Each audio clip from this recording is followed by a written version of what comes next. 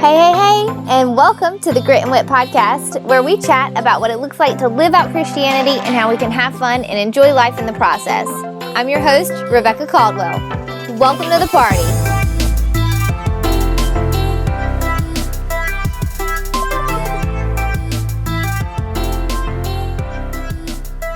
Friends, I'm so glad you're hanging out with me today. It's going to be so much goodness happening today. First off, I hope you had a great weekend. If you're listening to this on release day, I hope your Monday was amazing as well. This past weekend, I had the opportunity to chaperone our youth. We went to the Ramp conference in Alabama, and it was amazing. It's a Friday night service and then 3 services on Saturday. And let me just tell you, I'm pretty sure there was nobody that didn't get something, right? Everybody got something while we were there. It was an encounter with God. It was amazing. So if you are out there and you do youth ministry and you are in driving distance, I would encourage you to get your students together and attend one of their conferences. They don't play around, okay?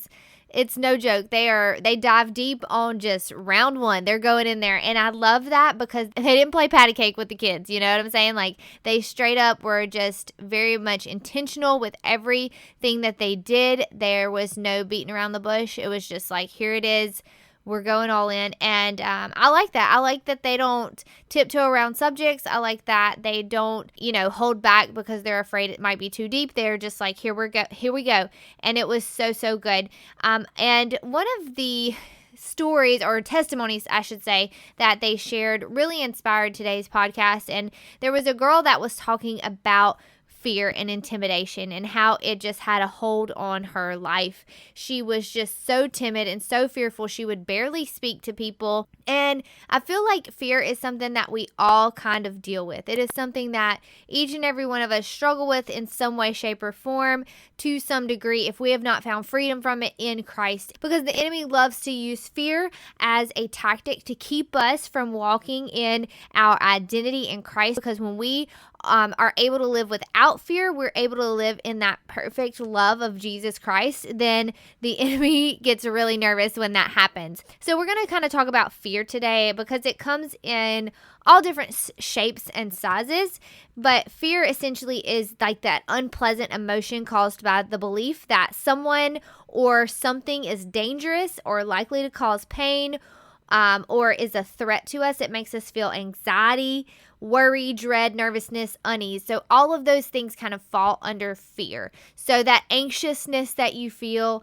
that worry, that dread, that unease, and whatever that is, that the root of that is fear. Anytime we feel anxious, it's usually because we expect something bad to happen. It's that expectation that it is not going to go well. And it's that uneasiness of mind upon, like, when we think about the future and what is to come, we're afraid of what is going to happen. We are fearful that it is not going to work out for our good. We're expecting to experience pain or discomfort or just being disappointed, I guess, even. Think about that. What causes you to feel those kind of things in your lives? What is it that kind of causes you to shrink back from doing what you feel like you're called to do, or doing what brings you joy, or what brings you, you know what I mean? Where you want to go? What kind of pulls you back from moving forward? We have that fear of failure. So we're afraid that we won't succeed in what it is that we're doing. And so we just don't try. There is that fear that healing won't come. Like, I'm not even going to ask God to heal me. I'm not going to ask God for whatever it is that I need. Maybe you need something from God. Maybe you desire God to come through on your behalf, or but on the behalf of your family, and you're afraid that He won't show up or He won't do what you've prayed for Him to do, or you're so afraid that He won't answer your prayer that you don't pray at all.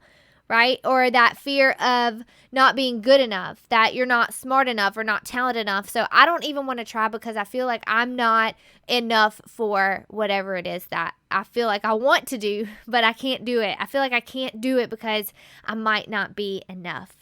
Or the fear that things will never change, that things will just always be the way that they are. Things will never get better. That fear of this is just how it is. Or the fear that we can never change, that we can't change, that we'll always struggle with whatever sin that is in our lives or whatever stronghold that we're dealing with on the day-to-day. We feel like that's just something that we're going to have to deal with. We feel like things won't get better, and that fear that God is going to give up on us, right? And so fear takes shape in the form of anxiety or panic attacks or worry or nervousness, low self-esteem, depression, stress, physical sickness. We can literally make ourselves physically sick from being fearful. Fear doesn't feel good. It's unpleasant. What we try to do, instead of really kind of seeking God for freedom from fear, we kind of mask it. We hide our fear with anger or aggression, with unforgiveness and bitterness, with kind of self-preservation, self-centeredness. Or so either we hide it or we numb it.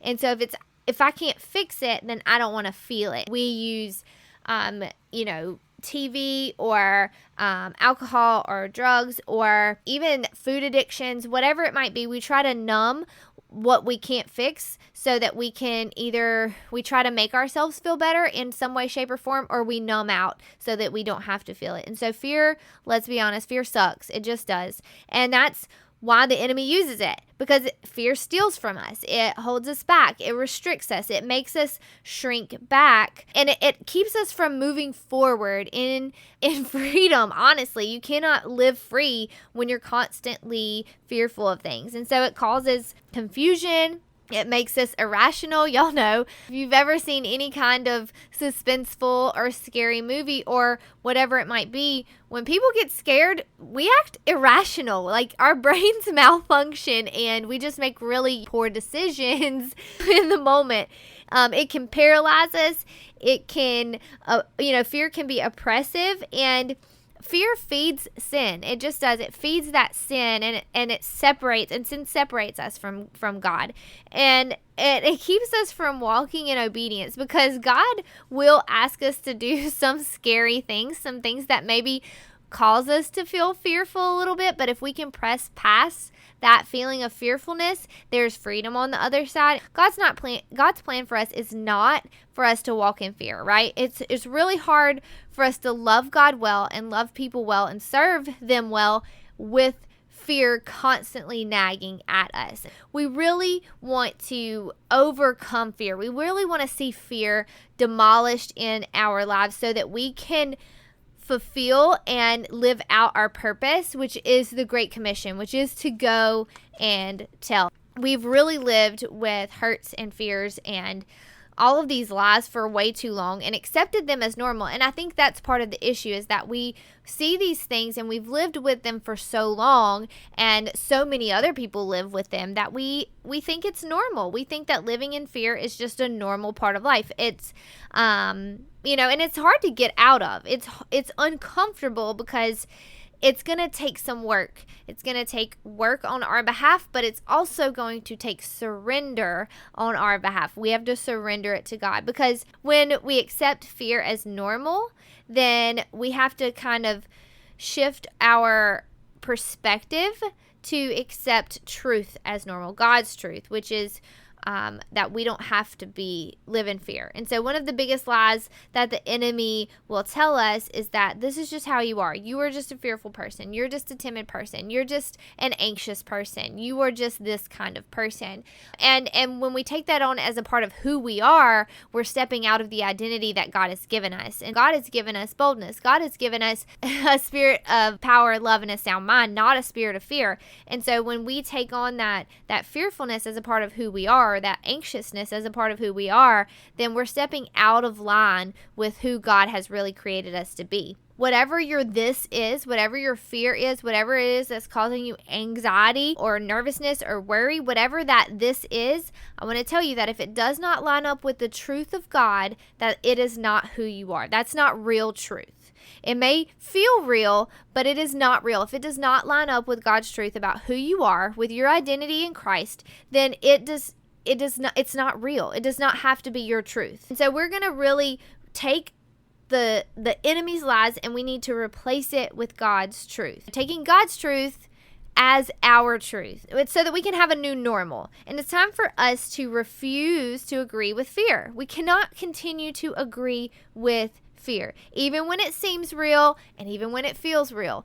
We have to make sure. I heard one of the things that Karen Wheaton said this weekend was, you may feel this or your body may be doing this, and you just need to tell your body, like, shut up, body. My spirit needs to be fed right now. And so sometimes we need to just take control of the situation and tell our bodies and tell our minds and tell our feelings, listen, my spirit is what I'm going to focus on right now. You've got to come in line with my spirit. Feelings aren't a bad thing. God gave us feelings. Our bodies are not bad things. He gave us these beautiful bodies. Yeah, you may feel them and you may notice things, but we don't always have to allow the feelings to dictate. We don't always have to allow what's going on in our lives to dictate what it says. Instead of doing what feels good, we need to do what is good. Instead of doing what feels right, we need to do what is right. And so it's taking that feeling from what we feel into what is good, what is right, and choosing those things above how we feel. The first step to getting out of fear, to jumping out of what the enemy has, kind of held us in bondage with. So we're getting out of that bondage of fear. First things first is we need to recognize. We need to acknowledge the existence of any fears in our life. So identify them, write them down, name names, okay? We're calling them out. We have to bring it to light. We have to uncover it. We have to dig it up. And this may take some time because sometimes the roots go deep and what feels like a fear may not really be what the true issue is. I'll be honest, there were some fears that were dug up in my life because normally I don't think of myself as a very fearful person. I'm a little bit reckless. I don't really think about things sometimes. Things that would scare normal people. I'm not super normal all the time. I'm just not a naturally fearful person in certain ways. But then there are other things that God has brought up to the surface in my life that he's like, hey, that's fear. It doesn't look like fear to you because it's not in the normal way that other people may be fearful, but that is fear in your life. And what it boils down to is that I don't always trust God in every area of my life. And he really kind of dug that out of me this weekend is you've got to learn to trust me in all of the ways. And so where there were places I was struggling in and I didn't realize that it was fear at the base of it. And so what is your fear? Dig it up. What are the things that cause you to be stressed out? What are the things that cause you to be anxious? What are the things that cause you to, that kind of take your breath or hold you back, that where you would like to do these things, but you can't? What is it that holds you back? Bringing it to the surface. And it may take time. It may be sitting with God and asking him, God, what is it? What is the fear in my life? Because he is fully able. I just want to say this. He is absolutely able to remove any and all fear in our lives, fully capable of taking our fears from us. But for us, sometimes he may want us to do a little digging. He may want us to kind of do some work, some heart, HEART work, heart work, so that we can recognize what it is, so that when the enemy comes for our heart again, we're ready because we recognize it, we know it, we see it, we own it. We want to make sure that when we work with God, he cultivates in us a relationship with God. It cultivates within us a relationship with our Father so that we don't revert back to those old ways, to that old pattern. And we have to make sure that we're cultivating in us we're renewing our minds. We're taking what was messed up and we're replacing it with what is good. Psalms 34:4, it says, I sought the Lord and he answered me and delivered me from all my fears. He wants to deliver you from your fears as you seek him. All of our healing, all of our deliverance, all of our salvation, it's all found in him, and he freely gives it out. We just have to seek him for it. It's going after God. It's going after him and allowing him to set us free from our fears. It's okay, God, I want you more than I want this other stuff. I want to say yes to you. I want to say yes to your freedom. I want to say yes to your deliverance. deliverance, and I don't want to have to deal with fear anymore. I don't know about you. I don't want to deal with fear. I don't want to be fearful. I don't want anything to hold me back from the goodness and the mercy of God. I don't want anything to hold me back from this grand adventure that God wants to take us on. It's so funny. This common thread has kind of popped up where people are talking about, so they'll say sometimes like, God is boring. The Bible is boring. And I love Bianca Olthoff. She is hilarious. She will say, God's not boring. You boring, boo-boo. Like she just calls it out and just says it like it is. Like he is not boring. And if we think that God is boring, it's just because we're missing it. It's not because he's boring. It's because we don't understand. It's because we're not getting it. If we're not picking it up. So it's not that he's boring. It's that we're just not understanding it. And so it's that pressing in and seeking God. I mean, if you've ever played hide and seek with somebody who's really good at hiding, think about how long sometimes you can just keep looking for somebody and keep looking for somebody. I had a friend who told this story about her husband hiding in their, what's it called? I can't even think. Fireplace. How did I lose that word? Anyway, he hid in the fireplace for like an hour. Could you imagine? Like eventually you're done. You're like, I give up. But I want to tell you that God doesn't play hide and seek like that. He's going to be the one that's kind of hiding behind the curtain, but pushing the curtain out so you can find him. He's always wanting to be found by us. When we seek him, when we go after him, he is always willing to be found. So we're going to continue this talk next week about what's next. But for this week, I'm giving you guys homework. Oh my goodness. I know people probably hate when I teach stuff because I'm always like, I'm going to give you a challenge. I'm going to give you something to work on. But I fully believe that when we invest in our relationship with God and we are willing to put in the work and go deeper, he always rewards us. He always gives us back goodness and amazing stuff because he's just kind of like that. So first things first, recognize the fear, dig it up, acknowledge it. What is it? Identify it, write it down, spend some time writing it down. These are the things that make me fearful. And then ask why. Why does this make me fearful? And just keep digging at that and figure it out. What is the root of your fear? What is the root of your fear? Let's dig and let's look what is the source of the fear? Maybe it's where somebody has lied to you before. Maybe it's where somebody has hurt you before. But whatever it is, dig it up, find it, recognize it, call it out. For real, like just be hardcore about it if you need to be. Just call it out, name it. Lord, this is my fear. This is the root of my fear. I need some help. Ask him for help. Seek God in this process and allow him to help you, because as he helps you dig it up, he also brings healing. He also, like when you uncover the hurt, when you uncover the source of the fear and the lies and the things that the enemy's used against you, God begins to heal, and he begins to, when you clean out that wound, he begins to heal that wound so that we can move forward in healing, so that we can push forward in the things that he has called us to. And the last thing I want to leave you with is Isaiah 41:10, and it says, "Fear not, for I'm with you. Be not dismayed, for I am your God. I will strengthen you. I will help you. I will uphold you with my righteous right hand."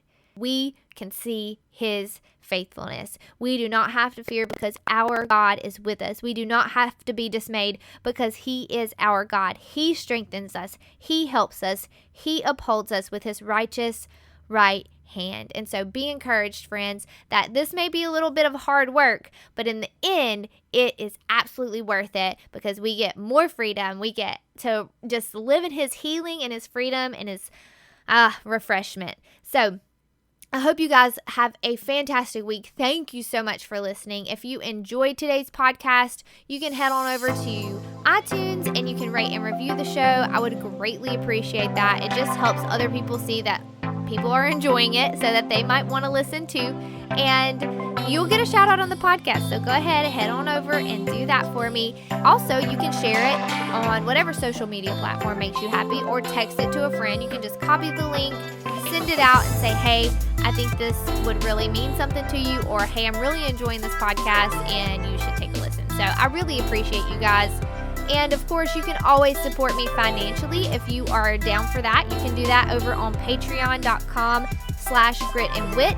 That's where all the VIP insiders hang out. So those are my people. Thank you guys so much. Thank you, patrons. I love you. Praying for you guys. And if you want to become one of those, patreon.com/gritandwit, and you can become one of those members. I'm so grateful, friends, for you hanging out with me, for you listening and doing all of those fun things.